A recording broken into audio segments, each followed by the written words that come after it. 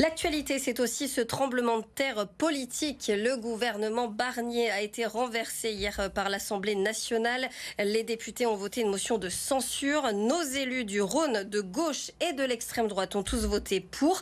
Au centre et à droite, on s'est abstenu. Blandine Brocard, Alexandre Portier, Thomas Gassiou, Jean-Luc Fugit et Cyril Isaac-Sibylle n'ont donc pas voté.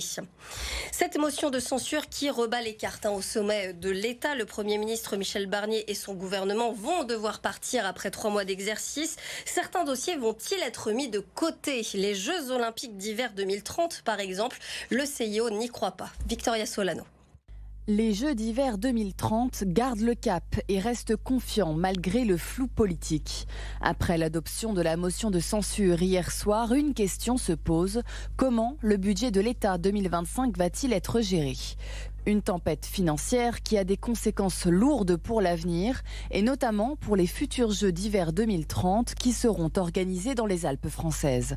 Contactée, la région Auvergne-Rhône-Alpes reste sereine. La région demeure totalement confiante en la capacité du futur gouvernement à aboutir rapidement sur ce sujet. Celui-ci constitue un enjeu majeur de fierté pour l'ensemble de nos montagnes et de la région tout entière. Hier, avant le vote de la motion de censure, le Comité international olympique avait réaffirmé sa confiance en l'organisation des Jeux 2030, malgré une possible censure du gouvernement. L'instance avait estimé que l'engagement de l'État ne devrait pas être bouleversé. Pour rappel, le projet de loi de finances 2025 incluait une partie de la garantie financière de l'État pour les Jeux 2030.